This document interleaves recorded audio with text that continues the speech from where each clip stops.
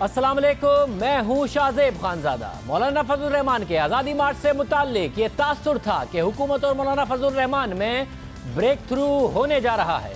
मौलाना फजलुर रहमान परवेज़ इलाही और चौधरी शुजात की बात मानने वाले हैं। बात आगे बढ़ रही है, चौधरी बरादरान फ़ाल हैं और आज चौधरी परवेज़ इलाही ने हामिद मीर साहब के प्रोग्राम में ये भी बताया कि वजीर आजम जुडिशल कमीशन बनाने के लिए मान गए हैं, मगर अब से कुछ देर पहले मौलाना फजलुर रहमान ने हुकूमती टीम को वाज़ेह पैगाम दे दिया कि मुज़ाकरात की जरूरत नहीं है, हमारे पास आने की जरूरत नहीं है, अब आओ तो इस्तीफा लेकर आओ। कोई मुज़ाकरात की जरूरत नहीं है, कोई हमारे पास आने की जरूरत नहीं है। बेमानी आनियां जानियां नहीं होनी चाहिए। आओ तो इस्तीफा साथ लेकर आओ और इख्तिदार के अवाम को छोड़ने का ऐलान करके आओ। इस्तीफा दो, हुकूमत का घर छोड़ो, अवाम के पास वापस जाओ। हमारे पास इसके अलावा कोई दूसरा ऑप्शन नहीं है। अब तुम बंद दरवाजे में हो, बंद गली में हो, आपने फैसला करना है कि इस बंद गली में तुमने सांस देनी है या आपने इस बंद गली से आकर कौम को उसका हक देना। तासुर ये था कि मौलाना फजलुर रहमान बंद गली में है, मगर मौलाना फजलुर रहमान कह रहे हैं कि हुकूमत बंद गली में है, अब मेरे पास आओ तो इस्तीफा लेकर आओ।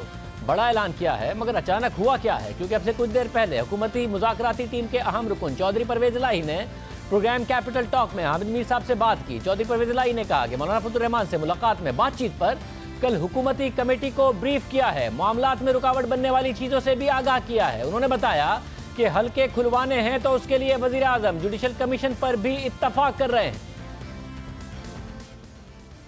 हमने उनको ये बावर कराया, देखें अभी इलेक्शन हुए और इलेक्शन का जो नतीजा है उसका अपने फोरम है, इलेक्शन कमीशन है, हाई कोर्ट है, सुप्रीम कोर्ट है, और जो बाकी जो डिमांड्स हैं आपकी जिसमें इलेक्शन कमीशन को मजबूत करना है और बहुत सारी चीज़ें हैं, तो उसको आप और स्ट्रेंथन कर लें। बल्कि प्राइम मिनिस्टर साहब वो भी चाहते हैं कि इसको जितना मजबूत करें बेहतर है। या फिर अगर आपने कोई हल्के खुलवाने हैं तो जुडिशल कमीशन पे भी वो एग्री कर रहे हैं। तो आज सारी प्राइम मिनिस्टर साहब जुडिशल कमीशन पे एग्री कर रहे हैं? हाँ जी, कर रहे हैं, उन्होंने खुद कहा है। तो बल्कि वो बात कमेटी के आगे भी रखी गई, तो उन्होंने नैयर बुखारी साहब ने कहा नहीं जी हम एग्री नहीं करते जुडिशल कमीशन, आप उसकी बजाय जो पार्लियामेंट की कमेटी है उसको क्यों नहीं स्ट्रेंथन करते। इस पे भी वो एग्री करते हैं कि ठीक है पार्लियामेंट की कमेटी में, बल्कि तो उन्होंने कहा कि TOR असद कैसर साहब को कि इनके साथ मिल के बनाएं। ये सब हुआ, मगर अब से कुछ देर पहले मौलाना ने यह ऐलान कर दिया कि अब मुज़ाकराती टीम ना आए तो इस्तीफा लेकर आए, क्योंकि हुकूमत बंद गली में है। सीनियर सहाफ़ी तज़कियाकार हामिद मीर साहब हमारे साथ मौजूद हैं। हामिद मीर साहब बहुत शुक्रिया। मीर साहब, परवेज़ इलाही साहब आपके प्रोग्राम में कह रहे थे और बड़े इत्मीनान में लग रहे थे कि वज़ीर आज़म जुडिशल कमीशन, पार्लिमानी कमीशन, TOR साथ बनाने सबके लिए मान गए। मौलाना आज गुस्से में नजर आए और कहा आओ तो इस्तीफा लेकर आना। ये क्या हुआ है अचानक? देखिए अचानक तो नहीं हुआ, ये 2-3 दिन से हो रहा है। और इसमें जो आप अगर गौर से सुने जो परवेज़ इलाही साहब की मेरे साथ गुफ्तगू है, तो उसमें उन्होंने कुछ मुश्किलात का भी जिक्र किया है। यानी कि जो हुकूमत और मौलाना फजलुर रहमान के दरमियान जो बातचीत हो रही है उसमें उन्होंने कहा है कि जो इसमें कुछ रुकावटें हैं, कुछ मुश्किलात हैं, हमने उस पर भी बात की है। तो वो जो मेरी जो अंडरस्टैंडिंग है वो ये है कि इसमें कुछ हुकूमत के वुज़रा, कुछ एडवाइजर्स जो हैं वो बाज नहीं आ रहे और वो ऐसे बयानात देते हैं कि जिससे जो हुकूमत की जो मुज़ाकराती टीम है या परवेज़ इलाही साहब है उनके लिए मसला पैदा होता है। तो उस पर परवेज़ इलाही साहब जो हैं उन्होंने प्राइम मिनिस्टर से भी बात की और उन्होंने जो मुज़ाकराती टीम के सरबराह हैं परवेज़ खटक साहब उनको भी ब्रीफ किया। और कुछ वुज़रा ने जो कल बयानात दिए और आज भी बयान दिए, एक वज़ीर साहब जो हैं वो मुज़ाकराती टीम में शामिल हैं और उन्होंने भी कल एक प्रेस कॉन्फ्रेंस की और उनकी जो प्रेस कॉन्फ्रेंस थी उसमें भी मौलाना फजलुर रहमान पर वो काफ़ी तंज वगैरह कर रहे थे, नूरुल्लाह कादरी साहब जो हैं। तो ये जो सारी चीज़ें हैं वो उस पर परवेज़ इलाही साहब ने ये कहा है मुज़ाकराती टीम के सरबराह परवेज़ खटक साहब को तो जितने दिन मैं बातचीत कर रहा हूँ तो कम से कम मुझे आप बैकअप सपोर्ट तो देना, क्योंकि परवेज लाई साहब जो हैं वो पहले जब उनका नाम इस टीम में शामिल किया गया था तो वो पहली मीटिंग में नहीं आए थे और वो बिल्कुल भी तैयार नहीं थे। उनको जब बहुत ज्यादा इसरार किया गया वजीर आजम की तरफ से और वजीर आजम की कुछ खैरख्वाहों की तरफ से, तो वो उसमें बहुत रिलक्टेंटली आए और फिर उसके बाद मौलाना फजलुर रहमान के साथ उनकी बातचीत शुरू हुई। आज भी जो मौलाना ने कंटेनर से जो बात की है तो उसमें उन्होंने मुज़ाकराती टीम की बात की है। परवेज लाई साहब जो हैं वो कोशिश तो पूरी कर रहे हैं, लेकिन खुद परवेज लाई साहब का ये ख्याल है और उनके करीबी साथियों का ये ख्याल है कि वो पूरी कोशिश कर रहे हैं, लेकिन उनकी कोशिशों को कुछ वज़रा नाकाम बनाने की कोशिश करते हैं और वो इस तरह नाकाम बनाने की कोशिश करते हैं कि वो कोई ना कोई ऐसा बयान देते हैं जिसकी वजह से मौलाना फजलुर रहमान को एक्सक्यूज मिल जाता है, उनको बहाना मिल जाता है कि देखें वो आपके जो साथी हैं वो तो कोई और बातें कर रहे हैं और आप कोई और बात कर रहे हैं। आप जिस लबो लहजे में कल नूरुल्लाह कादरी साहब ने गुफ्तगू की थी तो वो बहुत ही गैर मुनासिब थी, क्योंकि वो वजीर मजहबी अमूर हैं और वजीर मजहबी अमूर की हैसियत से उनको कुछ ऐसी बातें नहीं करनी चाहिए थी जिसका उन्होंने एक प्रेस कॉन्फ्रेंस में उनका इजहार किया। और इसके अलावा मौलाना फजलुर रहमान साहब ने कुछ और भी वज़रा के हवाले से बात की है परवेज लाई साहब से। तो परवेज लाई साहब अब बात करेंगे जाके उनके साथ, वज़ीर आज़म के साथ भी, परवेज खटक साहब के साथ भी, और आज भी उनकी मुलाकात हुई है। आज भी उनकी एक मुलाकात हुई है मौलाना फजलुर रहमान के साथ और मुझे अब थोड़ी देर पहले पता चला है कि इस मौलाना फजलुर रहमान की तकरीर के बाद जो है उनका वो राब्ता करेंगे उनके साथ और वो अभी तक पुरुमीद है परवेज लाई साहब कि मौलाना फजलुर रहमान के साथ वो बातचीत दोबारा शुरू करने में कामयाब हो जाएंगे। लेकिन उनको भी इस मसले का सामना है कि हुकूमत के कुछ वज़रा जो हैं वो इस वक्त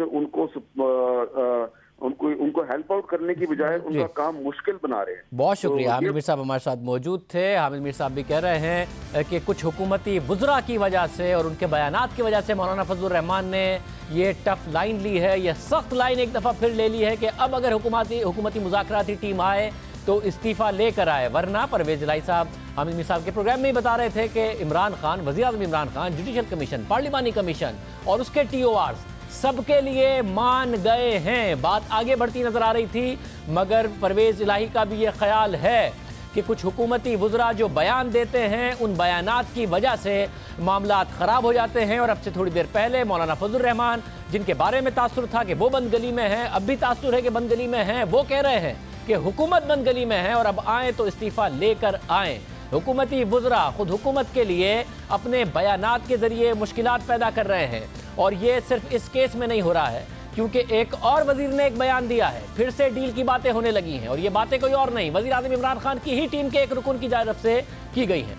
वफाकी वजीर गुलाम सरवर कह रहे हैं कि नवाज शरीफ का बीमार होना, जेल से अस्पताल जाना और फिर अस्पताल से घर आना डील का नतीजा है।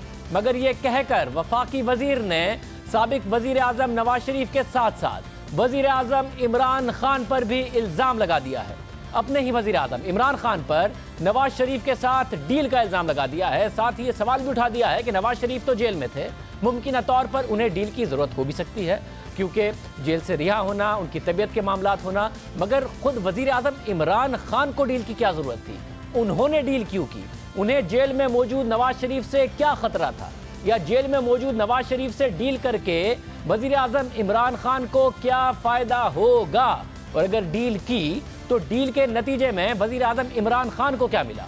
और ऐसा तो मुमकिन नहीं है कि डील यकतरफा तौर पर हो या फिर डील का फ़ायदा किसी एक पार्टी को हो। वफाकी वजीर का दावा है कि नवाज शरीफ की बीमारी, उनका अस्पताल आना और फिर घर जाना डील का नतीजा है और उन्होंने मार्च में पार्टिसिपेट नहीं किया, वो भी डील का नतीजा है। साथ ही उन्होंने नवाज शरीफ की मेडिकल रिपोर्ट को भी जाली करार दिया कि वो मैनिपुलेटेड हो सकती है। तो क्या हुकूमत ने डील के लिए जाली मेडिकल रिपोर्ट्स तैयार की, फिर उन जाली रिपोर्ट्स को अदालतों में पेश किया? डील के लिए अदालत को हुकूमत ने क्या गुमराह किया? अदालत में क्या हुकूमत ने गलत बयानी की और फिर अदालत से झूठ बोलकर नवाज शरीफ की जमानत की राह इमरान खान की हुकूमत ने हमवार की?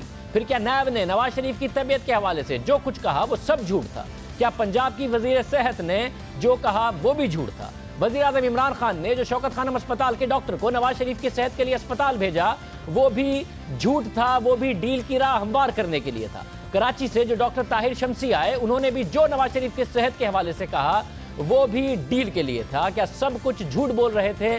क्या सब डील का हिस्सा था? खुद पंजाब की वजीर सेहत डॉक्टर यास्मीन राशिद ने नवाज शरीफ की बीमारी पर तशवीश का इजहार किया था। डॉक्टर यास्मीन राशिद वजीर आज़म इमरान खान की जमात की पंजाब हुकूमत की वजीर है, ना कि नवाज शरीफ की वजीर है, ना कि नवाज शरीफ की नून लीग की पंजाब हुकूमत की वजीर है। जिन अस्पतालों में नवाज शरीफ के टेस्ट करवाए गए वो भी पंजाब हुकूमत के मातहत है। मेडिकल बोर्ड जिसने नवाज शरीफ की सेहत को बहुत खराब करार दिया वो भी पंजाब हुकूमत ने बनाया। नवाज शरीफ को दाखिल भी पंजाब हुकूमत के सरकारी अस्पताल में किया गया। डॉक्टर यास्मीन राशिद ने नवाज शरीफ से मुताल्लिक और रिपोर्ट देखने के बाद क्या कहा, सुनिए। पीर की रात जब ये तशरीफ लेके आए और जो टेस्ट हुआ उसमें पता चला कि इनके प्लेटलेट्स जो हैं ये 10,000 पे हैं, और सुबह जब दोबारा टेस्ट किया तो 2,000 पे पहुंचे हुए थे। तो उनको प्लेटलेट्स दिए गए और कल उनको 3 प्लेटलेट्स मेगा यूनिट्स उनको पहले मिले, जिससे उनकी 25,000 हुई, और फिर उनको 2 रात को भी लगे। So total number of platelets which were given व 5 यूनिट्स।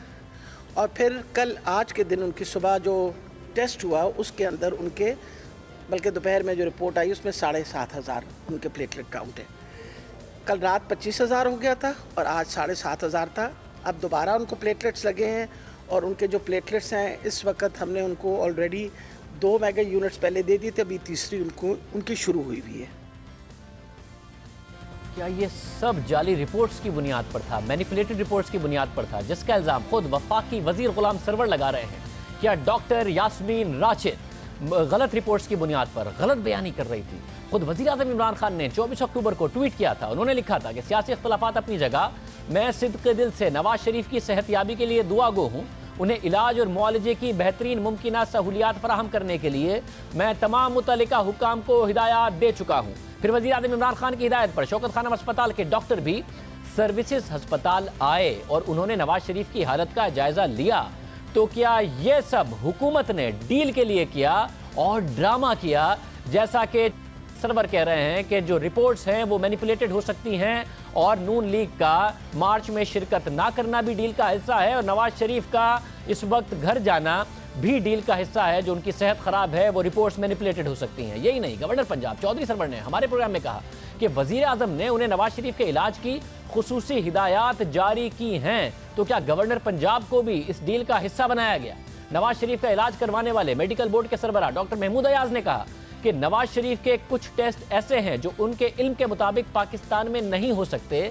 क्या प्रोफेशनल्स भी हुकूमत के साथ इस डील का हिस्सा बन रहे थे? देखिए, उनकी तशखीस हुई है तो हम उनका इलाज कर रहे हैं। तशखीस उनकी हम मुकम्मल तौर पे कर चुके हैं। उनको इडियोपैथिक थ्रोम्बोसाइटोपेनिक पर्परा है, उसी का उनका इलाज हो रहा है। उसी की वजह से जो ग्रेजुअली उनकी हालत में बेहतरी आई है। अब ये इडियोपैथिक थ्रोम्बोसाइटोपेनिक पर्परा की बहुत सारी वजूहात होती हैं कि ये क्यों बन जाता है। उसके लिए उनको कुछ मज़ीद टेस्ट की ज़रूरत है, जो कि कुछ उस सिलसिले में हमने पाकिस्तान में करवा लिया, कुछ शायद जो है ना हमें उनको बहुत सारे जेनेटिक टेस्ट पाकिस्तान में हो जाते हैं, लेकिन जो उनका ख़ास हमें जेनेटिक टेस्ट चाहिए वो शायद मेरी मालूमात के मुताबिक पाकिस्तान में अवेलेबल है।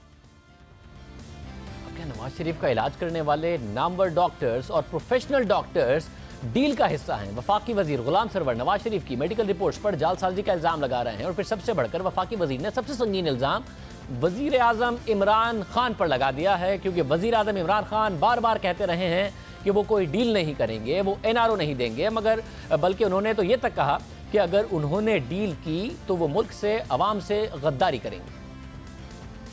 ये कान खोल के सुन लो कि एक को तुम्हारे को नहीं मैं छोड़ूंगा। कोई NRO नहीं होगा, जितना मर्जी शोर मचाना मचाओ, जो मर्जी आपने करना आप कर लें। कान खोल के सुन लें कि NRO नहीं मिलना मैंने लगा, किसी करप्ट आदमी को मैं नहीं छोड़ने लगा। मेरी गलती ये है कि मैं इनकी ब्लैकमेल और प्रेशर में आके ये जो चाहते हैं मैं NRO नहीं इनको दे रहा। जो मर्जी आपने करना करें, जिस मर्जी बादशाह से सिफारिश करवा लें, कोई NRO की छूट नहीं दूंगा। आज मेरे से सुन लें कि जब तक मैं जिंदा हूं आपको NRO नहीं मिलने लगा। दुनिया इधर उधर हो जाए, इमरान खान ने तुम्हें नहीं छोड़ना, तुम्हें जेलों में पहुंचाना है उसने। मैं अगर इनको NRO दूंगा, मैं इस कौम से गद्दारी करूंगा, मैं अल्लाह से बेवफाई करूंगा। तो क्या वज़ीर आज़म इमरान खान फिर भी उनके अपने वज़ीर गुलाम सरवर के इल्ज़ाम के मुताबिक डील कर चुके हैं और उनका अपना फ़ायदा इस डील में क्या है? फिर अगर डील की कोशिश हो भी रही है, इस हवाले से काम हो भी रहा है, तो अब तक जो कुछ भी हुआ है वो अगर डील के नतीजे में हुआ है तो फिर अब भी फैसला हुकूमत के हाथ में है, क्योंकि साबिक वज़ीर आज़म का नाम ECL में है और तहरीक इंसाफ ने हुकूमत में आने के बाद सबसे पहले काबीना के इजलास में नवाज शरीफ का नाम ECL में डालने की मंजूरी दी थी। 18 अगस्त को वज़ीर आज़म इमरान खान ने हल्फ लिया, 20 अगस्त को काबीना बनी और 20 अगस्त को ही नवाज शरीफ का नाम ECL में डाल दिया गया और अभी भी है, वो बैरून मुल्क नहीं जा सकते और इसी ECL से नाम हुकूमत ही निकाल सकती है। डील की बातें किस हद तक दुरुस्त हैं? क्या इतने सारे किरदार जो हमने बताए वो क्या सारे डील में मुलव्विस हैं? और क्या अदालतों से भी झूठ बोला और हुकूमत इसमें मुलव्विस है? वज़ीर आज़म इमरान खान मुलव्विस हैं, उनके अपने वज़ीर गुलाम सरवर ने खुद वज़ीर आज़म के हवाले से सवालात उठा दिए हैं। क्या सदाकत है इन बातों में? बात करेंगे एक ब्रेक के बाद।